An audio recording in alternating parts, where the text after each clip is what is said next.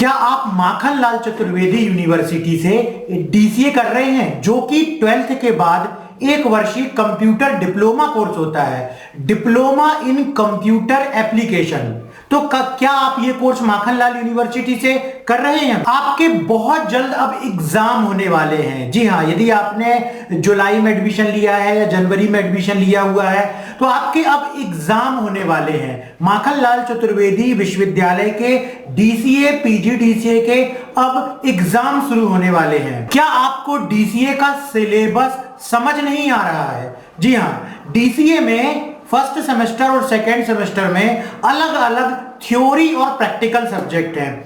तो क्या आपको डीसीए का सिलेबस जो है वो समझ नहीं आ रहा है? आप डीसीए के पूरे प्रैक्टिकल को, थ्योरी को अच्छे से समझना चाहते हैं। जी हाँ, आप चाहते हैं कि डीसीए के सिलेबस में जो भी सब्जेक्ट्स दिए गए हैं वो आपको कोई पूरा उसकी थ्योरी समझा दे और उसके पूरे प्रैक्टिकल को कोई कंप्यूटर में करके दिखा दे, ताकि सिलेबस के हर एक टॉपिक को आप अच्छे तरीके से समझ सकें, ताकि डीसीए के बाद आप कहीं जॉब करने जाओ तो आपको परेशानी ना हो। यदि आपने केवल डिप्लोमा कर लिया, आपने एग्जाम बस दे दिया, अब आपको प्रैक्टिकल का नॉलेज नहीं है, आपको सब्जेक्ट का नॉलेज नहीं है, जब आप कहीं डिप्लोमा लेकर के इंटरव्यू में जाते हैं या कहीं काम करने जाते हैं तो आपको वो चीजें मालूम ही नहीं होती जो सब्जेक्ट में दी गई होती हैं। और उन्हीं चीजों की जरूरत कहीं ना कहीं हमको आगे चल के अपने फ्यूचर में पड़ती है, जहां हम वर्क करते हैं या जहां हम इंटरव्यू देने जाते हैं। तो क्या आप चाहते हो कि आगे चल के आपको कोई भी प्रॉब्लम ना आए, आप इतने अच्छे तरीके से डीसीए के सिलेबस की थ्योरी और प्रैक्टिकल को समझ लो? इसके लिए आपको हम प्रोवाइड करवा रहे हैं अपने इंस्टीट्यूट का ऑनलाइन प्लेटफॉर्म, जिसका नाम है माय कंप्यूटर कोर्स। जी हाँ, इसके लिए आपको ना एक ऐप डाउनलोड करना है। यदि आप चाहते हो डीसीए की, माखनलाल चतुर्वेदी की कंप्लीट पढ़ाई करना, तो आप हमारे ऐप को डाउनलोड कर सकते हो, जिसका नाम है माय कंप्यूटर कोर्स ऐप। इस ऐप की लिंक वीडियो के डिस्क्रिप्शन में दी हुई है। आप इस ऐप को अपने मोबाइल पर सबसे पहले तो इंस्टॉल कर लीजिए। इंस्टॉल करने के बाद इस ऐप में आपको डीसीए की तैयारी का फुल कोर्स मिलने वाला है। इस कोर्स में आपको 700 प्लस वीडियो, 55 पीडीएफ नोट्स की file, old paper, important question मिलेंगे, जिससे आपको पूरा प्रैक्टिकल भी डीसीए का समझ में आ जाएगा और जो भी थ्योरी दी गई है पूरे सब्जेक्ट की, वो आप नोट्स की पीडीएफ को पढ़ करके बहुत अच्छे तरीके से डीसीए के सिलेबस को कंप्लीट कर पाओगे। आप हमारे ऐप से ऑनलाइन डीसीए एग्जाम की तैयारी कैसे कर सकते हो? उसमें आपको 722 वीडियोस, 59 फाइल्स मिलेंगी और लाइफ टाइम ड्यूरेशन रहेगी इस कोर्स की।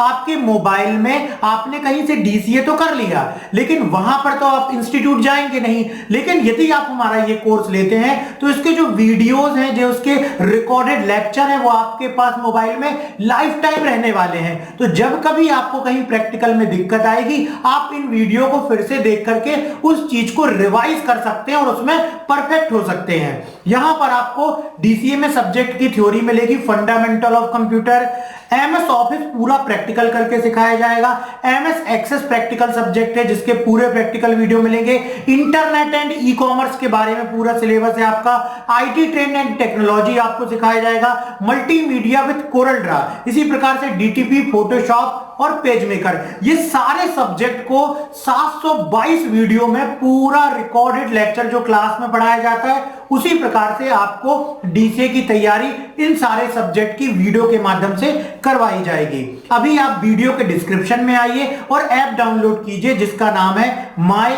Computer course app. जी हाँ, वीडियो के डिस्क्रिप्शन में आए और इस ऐप को डाउनलोड कर लें, जिसका नाम है माय कंप्यूटर कोर्स ऐप, और आप इससे डीसीए की तैयारी कर सकते हैं। अभी हम आपको डेली कुछ क्लासेस प्रोवाइड करवा रहे हैं यूट्यूब के माध्यम से। तो चलिए हम आज की क्लास शुरू करते हैं। इसके बाद यदि आप एक साथ अपने मोबाइल में पूरे 700 वीडियोस को चाहते हैं तो वीडियो के डिस्क्रिप्शन में आइए, लिंक पर क्लिक कीजिए, ऐप डाउनलोड कीजिए और कोर्स को ज्वाइन कीजिए, जिसका थंबनेल कुछ इस प्रकार से दिखाई दे रहा है जो आप यहां पर देख रहे हैं प्रेजेंटेशन में। तो चलिए अब हम आज डीसीए की क्लास ऑनलाइन अपने यूट्यूब चैनल पर शुरू करते हैं। देखेंगे relationship in MS access database tables. MS access की डेटाबेस टेबल्स के बीच में रिलेशनशिप किस प्रकार से बनाते हैं।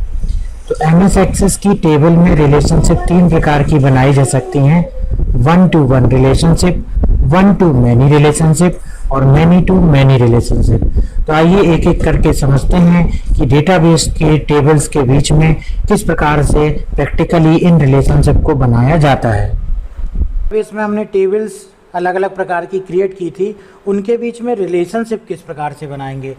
तो रिलेशनशिप में दो टेबल को आपस में जोड़ा जाता है। अब दो टेबल को आपस में जोड़ने की ज़रूरत क्यों पड़ती है? ज़रूरत इसलिए पड़ती है क्योंकि जैसे यदि हम कोई सॉफ्टवेयर की बात करते हैं, जैसे यदि हम एक स्कूल मैनेजमेंट सॉफ्टवेयर की बात करते हैं कि जिसमें स्कूल के छात्रों का सभी प्रकार का डेटा एंटर करके रखा जाता है, जैसे उसका नाम हो गया, उसका बुक्स से संबंधित उसकी इन्फॉर्मेशन होगी कि लाइब्रेरी से उसने कौन सी बुक्स इशू करवाई हैं, फीस से संबंधित जानकारी हो गई। तो यदि इनको अलग अलग टेबल्स में बनाया जाता है, इन सभी डेटा को यदि हम अलग अलग टेबल में स्टोर कराते हैं और जब हम डेटा को देखना चाहते हैं तो टेबल में ये सारे टेबल्स आपस में क्या होने चाहिए? रिलेटेड होने चाहिए। इसी कारण से हमको रिलेशनशिप की ज़रूरत पड़ती है। तो इसके लिए क्या होना चाहिए? इसके लिए जिस भी टेबल को आप रिलेट कर रहे हो, जोड़ रहे हो, दोनों टेबल में एक कॉमन फील्ड होनी चाहिए। तो पहली रिक्वायरमेंट ये हुई कि दोनों टेबल के बीच में कॉमन फील्ड होनी चाहिए, जिसमें दोनों का नाम एवं डेटा टाइप एक समान होना ज़रूरी है। जैसे यदि हम स्टूडेंट और कोर्स नाम की दो टेबल जोड़ रहे हैं तो यहाँ पर हमको दोनों टेबल में एक कॉमन फील्ड होनी चाहिए। मान लीजिए वहाँ पर हमने स्टूडेंट आईडी को कॉमन रखा और स्टूडेंट आईडी का डेटा टाइप एक टेबल में यदि नंबर है तो दूसरी टेबल में डेटा टाइप नंबर होना चाहिए, मतलब दोनों टेबल में डेटा टाइप एक समान होना चाहिए। टेबल में रिलेशन बनाने के लिए बाद यूजर फॉर्म एवं रिपोर्ट को मल्टीपल टेबल का प्रयोग करके रिपोर्ट एवं फॉर्म को डिजाइन किया जा सकता है। तो आगे के ट्यूटोरियल्स में सीखेंगे कि फॉर्म्स किस प्रकार से क्रिएट किए जाते हैं और रिपोर्ट किस प्रकार से क्रिएट करते हैं। तो फॉर्म और रिपोर्ट को जब हम बनाएंगे तो वहाँ पर हम बहुत सारी टेबल्स का डेटा एक साथ देख सकेंगे। और केवल किस कंडीशन पे देख सकेंगे? जब हमने टेबल को आपस में ज्वाइन किया हुआ है, जब हमने आपस को टेबल में रिलेट किया हुआ है। अब रिलेशनशिप क्रिएशन, रिलेशनशिप किस प्रकार से बनाई जाती है? तो दो टेबल के बीच में रिलेशनशिप को दो प्रकार से बनाया जा सकता है। पहला, at table level in the relationship window, menu की सहायता से रिलेशंस बनाना। अभी हम प्रैक्टिकल समझेंगे कि रिलेशनशिप किस प्रकार से बनाई जाती है। और दूसरा, एट द क्वेरी लेवल, मतलब जब हम क्वेरी बनाते हैं तो उस समय भी टेबल में हम रिलेशनशिप बना सकते हैं। तो यहाँ पर ये दिया गया है कि रिलेशनशिप किस प्रकार से बनाई जा सकती है। इसके बाद टाइप्स ऑफ रिलेशनशिप, रिलेशनशिप के प्रकार कितने होते हैं? तो रिलेशनशिप जो होती है वो आपके निम्नलिखित प्रकार की होती है। पहला है वन टू वन रिलेशनशिप, प्रत्येक टेबल को एक एंटिटी के रूप में निरूपित करते हैं।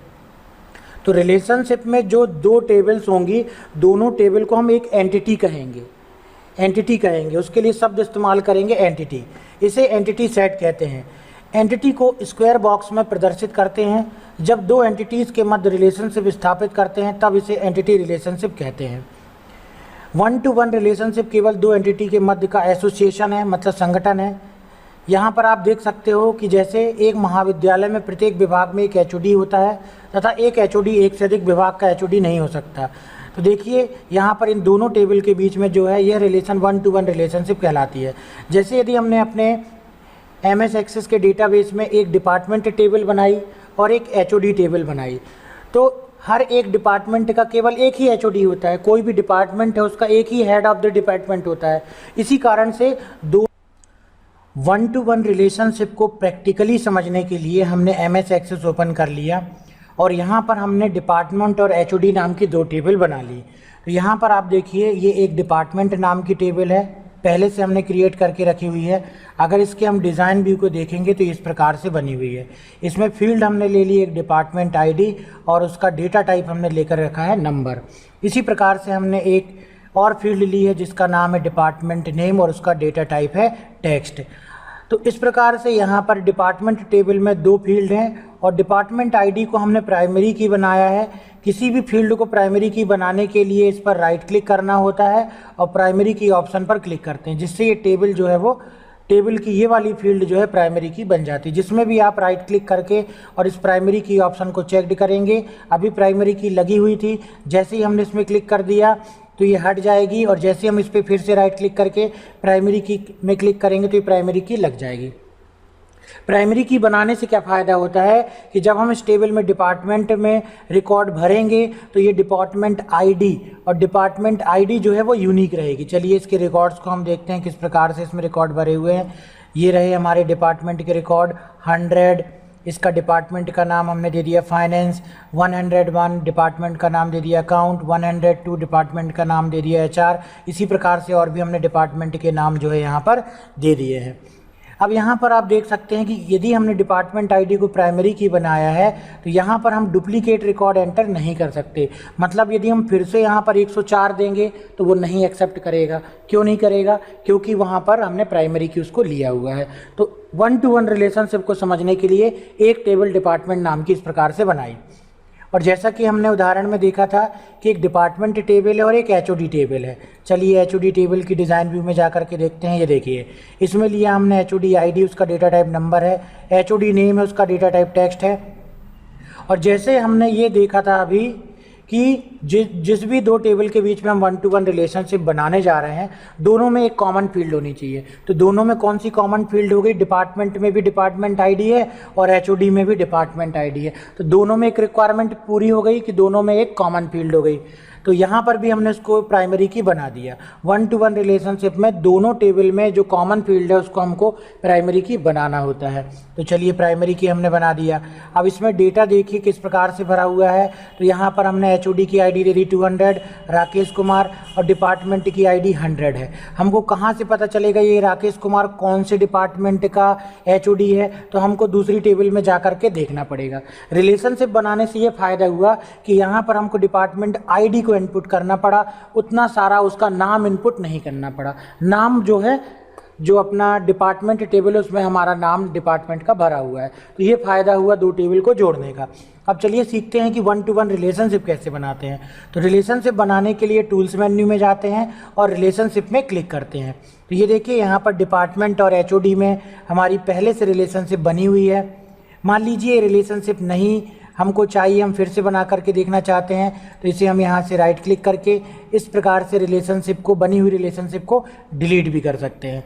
और मान लीजिए आपको सबसे पहले जब आप टेबल को, जैसे ये रिलेशनशिप विंडो को आप ओपन करेंगे तो यहाँ पर जाकर के आप जैसे रिलेशनशिप में क्लिक करेंगे तो इस प्रकार से खाली विंडो आपको दिखाई देगी।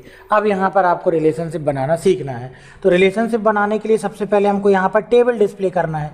टेबल डिस्प्ले करने के लिए आप यहाँ पर मेन्यू में जाइए और शो टेबल बटन में क्लिक करो। अब जिन दो टेबल के बीच में रिलेशनशिप बनाना है उसको सिलेक्ट कर लो। हमको बनाना है डिपार्टमेंट में और HOD में। इन दोनों टेबल को हमने सिलेक्ट कर लिया। अब हमको मालूम है कि दोनों टेबल में 1-to-1 रिलेशनशिप बनाना है और दोनों टेबल में हमने डिपार्टमेंट आईडी को कॉमन रखा हुआ है। इस कारण से हम यहाँ पे 1-to-1 रिलेशनशिप बनाने के लिए यहाँ पर माउस पॉइंटर लेकर के आएंगे और इसको ड्रैग करते हुए इस पर छोड़ देंगे। तो आप देखोगे कि रिलेशनशिप को बनाने के लिए एक और विंडो खुलेगी और यहाँ से भी हम फील्ड को सिलेक्ट कर सकते थे, लेकिन ऑटोमेटिक दोनों में जो कॉमन फील्ड है वो ऑटोमेटिक दिखाई दे रही है और यहाँ पर लिख करके आ रहा है 1-to-1 रिलेशनशिप। इस प्रकार से अब हम ये तीनों चेक बॉक्स को चेक कर देंगे। आगे के ट्यूटोरियल्स में हम देखेंगे कि किस प्रकार से इनका इस्तेमाल किया जाता है। इतना करने के बाद यहाँ पर हम क्रिएट बटन पर क्लिक करेंगे तो देख सकते हो कि दोनों टेबल में 1-to-1 रिलेशनशिप बन गई। अब 1-to-1 रिलेशनशिप में डेटा किस प्रकार से इनपुट होगा इसको देखने के लिए इसको क्लोज करेंगे, इसको सेव कर देंगे और यहाँ पर हम डिपार्टमेंट या HOD टेबल को जब देखेंगे तो ये देखो, जिसकी डिपार्टमेंट आईडी 100 है, डिपार्टमेंट का नाम फाइनेंस है। अब दोनों टेबल जब जुड़ जाती हैं तो कोई भी आप टेबल ओपन करेंगे 1-to-1 रिलेशनशिप में इस प्रकार से प्लस का सिंबल दिखाई देगा। यहाँ पर क्लिक करोगे तो ये देखो यहाँ पर HOD टेबल के रिकॉर्ड जो है जुड़ गया। तो जब दो टेबल के बीच में एक रो का रिकॉर्ड दूसरी टेबल के एक रो से ही जुड़ता है तो उसे 1-to-1 रिलेशनशिप बोलते हैं। तो यहाँ पर दोनों में एक टेबल का एक रिकॉर्ड जो है जुड़ गया है, इसे 1-to-1 रिलेशनशिप बोलेंगे। दूसरे प्रकार की रिलेशनशिप है वन टू मैनी रिलेशनशिप। तो वन टू मैनी रिलेशनशिप में दो एंटिटीज़ के मध्य एक से अधिक रिलेशनशिप हो सकती है। जैसे उदाहरण के रूप में एक कोर्स में बहुत सारे छात्र पंजीकृत हो सकते हैं, मतलब कोई भी एक कोर्स है उसमें बहुत सारे छात्र रजिस्ट्रेशन करा सकते हैं। तो अब यहाँ पर यदि दो टेबल है, यहाँ पर पिक्चर के द्वारा बताया गया है कि एक कोर्स नाम की हमने टेबल बनाई है और एक हमने स्टूडेंट नाम की टेबल बनाई है। तो कोई भी एक कोर्स बहुत सारे स्टूडेंट कर सकते हैं। जैसे एक DCA है तो DCA कोर्स जो है बहुत सारे स्टूडेंट करते हैं, तो इस टेबल का एक रिकॉर्ड इस टेबल के बहुत सारे रिकॉर्ड से जुड़ा रहेगा। इसी कारण से इसको क्या बोलेंगे, इसी कारण से इसको वन टू मैनी रिलेशनशिप बोलेंगे। और वन टू मैनी रिलेशनशिप अब देखते हैं हम कि प्रैक्टिकल किस प्रकार से किया जाएगा। तो वन टू मैनी रिलेशनशिप को समझने के लिए फिर से जो है हम अपने MS एक्सेस में जाते हैं और यहाँ पर आप देखेंगे वन टू मैनी रिलेशनशिप के लिए हमने भी यहाँ पर कोर्स नाम की और स्टूडेंट नाम की दोनों टेबल पहले से बनाए हुए हैं। यहाँ पर आप देखिए कोर्स है, कोर्स में जाएंगे और इसके डिज़ाइन व्यू में देखेंगे तो यहाँ पर दो फील्ड हमने ली है। एक है कोर्स ID, उसका डेटा टाइप नंबर है, और एक फील्ड है कोर्स नेम, उसका डेटा टाइप टेक्स्ट है। इसमें देखिए किस प्रकार से हमने रिकॉर्ड भर के रखे हुए हैं। एक चीज़ और इसमें देखने की बात है वो ये है कि यहाँ पर कोर्स ID को हमने प्राइमरी की किया हुआ है। इसी प्रकार से जो दूसरी टेबल है स्टूडेंट ID, इसके पहले हम कोर्स में ज़रा रिकॉर्ड्स देख लें किस प्रकार से हैं। इस प्रकार से हैं, कोर्स के अलग अलग नाम दिए गए हैं और प्रत्येक कोर्स को एक ID स्पेसिफाई कर दी गई है। अब हम यहाँ पर आकर के देखते हैं जो स्टूडेंट टेबल है इसमें किस प्रकार से फील्ड बनी है। ये देखिए इसमें स्टूडेंट ID हमने लेकर के रखा है और कोर्स ID, मतलब जो स्टूडेंट टेबल है उसमें हम कोर्स को DCA बार बार रिपीट ना करके ID को रिपीट करेंगे, तो हम DCA लिखने से जो है बच जाएंगे। तो यहाँ पर हमने कोर्स की ID ले ली, उसका भी डेटा टाइप हमने यहाँ पर नंबर लेके रखा है, नेम, एड्रेस, और जो भी और स्टूडेंट की जानकारी लेना चाहते हैं वो भी हम ले सकते हैं। लेकिन देखो वन टू मैनी रिलेशनशिप में क्या होता है कि केवल एक टेबल में प्राइमरी की बनाते हैं और दूसरे टेबल में हमने कोर्स ID को प्राइमरी की नहीं बनाया है, क्योंकि मैनी वाला जो पक्ष है उसमें हम प्राइमरी की इस्तेमाल नहीं करेंगे। अब इसमें देखिए रिलेशनशिप बनाने के लिए हम टूल्स में जाते हैं, रिलेशनशिप में क्लिक करते हैं। अब हमको वन टू मैनी रिलेशनशिप किन दो टेबल में बनाना है, स्टूडेंट और कोर्स में। तो हम यहाँ पर सिलेक्ट कर लेते हैं टेबल को और यहाँ पर हम लेकर के जाते हैं कोर्स टेबल और इसी प्रकार से हम लेकर के जाते हैं स्टूडेंट टेबल। ये दोनों टेबल आ गई हमारी, जहाँ भी इसको ड्रैग करना है कर सकते हैं। अब हमारा रिलेशनशिप किस प्रकार से बनाना है, वन टू मैनी रिलेशनशिप बनेगा। तो ये कोर्स ID को हम ड्रैग करते हुए ये दूसरी टेबल की कोर्स ID पर ही लेकर के जाएंगे, क्योंकि रिलेशनशिप के लिए मालूम है हमको दोनों टेबल में कॉमन फील्ड होनी चाहिए। तो ये कोर्स ID से कोर्स ID को हमने जोड़ा और फिर से देखो ये ऑटोमेटिक ये बॉक्स खुला, इसमें कोर्स ID दोनों में आ गई, तीनों को हमने चेक कर दिया और देखो रिलेशनशिप भी दिख रहा है one two many relationship. Create button में हम क्लिक करेंगे तो वन टू मैनी रिलेशनशिप के समय में इस प्रकार से वन और मैनी साइड वाले में इन्फिनिटी का निशान इस प्रकार से दिखाई देगा। इससे पता चलता है कि ये वन टू मैनी रिलेशनशिप बन चुकी है। अब जरा इसके टेबल के रिकॉर्ड्स को देखते हैं। तो टेबल के रिकॉर्ड में अगर हम देखेंगे स्टूडेंट वाली टेबल में जाएंगे तो अब इसमें प्लस नहीं दिखेगा, प्लस हमेशा प्राइमरी की वाली टेबल में दिखता है। तो हमने कोर्स में कोर्स ID को प्राइमरी की बनाया था, इसमें देखेंगे ये देखिए जो DCA कोर्स है, अगर इसमें हम क्लिक करेंगे तो DCA में अजय, विकास, आकाश ये 3 लोग रजिस्टर्ड हैं। तो इस टेबल का एक रिकॉर्ड दूसरे टेबल के मैनी रिकॉर्ड से जुड़ा हुआ है, इसलिए उसको बोलेंगे वन टू मैनी रिलेशनशिप। ये देखिए आप देख सकते हो ये दूसरी टेबल में भी और भी आप एंट्रीज कर सकते हो, इसी कारण से इस टेबल को बोलते हैं वन टू मैनी रिलेशनशिप।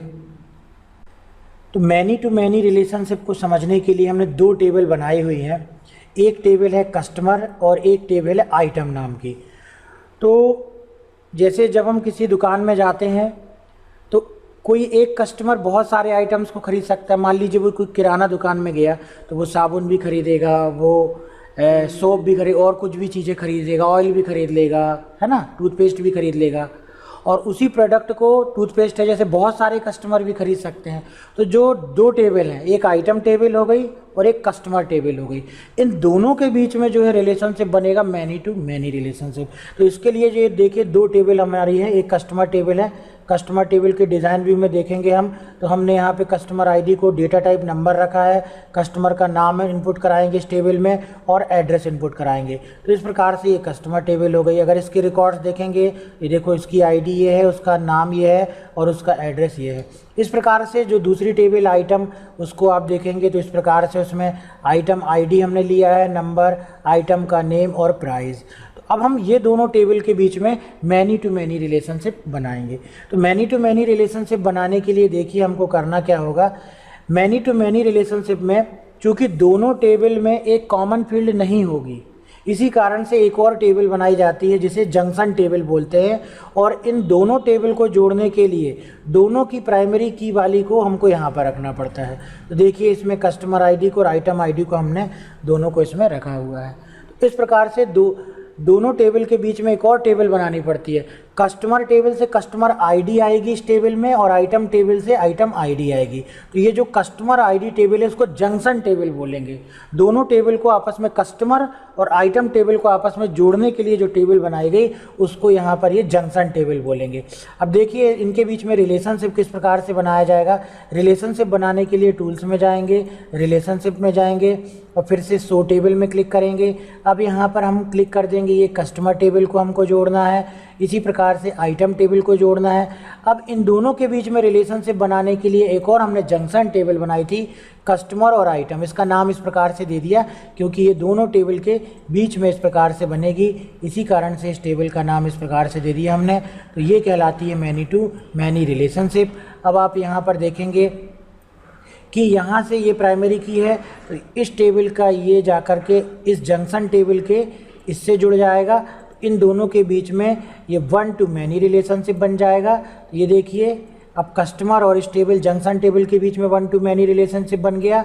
और इसी प्रकार से इस आइटम आईडी में आकर के इसमें हम जोड़ देंगे और इस प्रकार से तीनों को चेक कर देंगे, क्रिएट में क्लिक कर देंगे तो वन टू मैनी रिलेशनशिप इस टेबल में बन गया। तो ये बीच की जो टेबल है वो इसका इस्तेमाल कर इस चीज़ का काम कर रही है, इस कस्टमर और आइटम टेबल के बीच में मैनी टू मैनी रिलेशनशिप बनाने का कार्य कर रही है। अब इसमें अगर आप डेटा देखेंगे, इसको क्लोज करके सेव कर लेते हैं, तो अगर आप इसका डेटा देखेंगे अब कस्टमर टेबल में, तो ये देखिए अजय है, एड्रेस उसका बरेला है, वो देखिए कई प्रकार के आइटम खरीद सकता है। इसी प्रकार से अगर आप आइटम टेबल में जाएंगे तो आइटम टेबल में आप देखेंगे कि जैसे ये 400 है, वो भी कई कस्टमर ने खरीदा है। मतलब एक आइटम को कई कस्टमर ने खरीदा है या एक कस्टमर ने उसी प्रकार के कई आइटम खरीदा। तो यहाँ पर कहना चाहिए कि दोनों टेबल के बीच में मैनी टू मैनी रिलेशनशिप हमने बना ली है। तो ये थी आपकी मैनी टू मैनी रिलेशनशिप।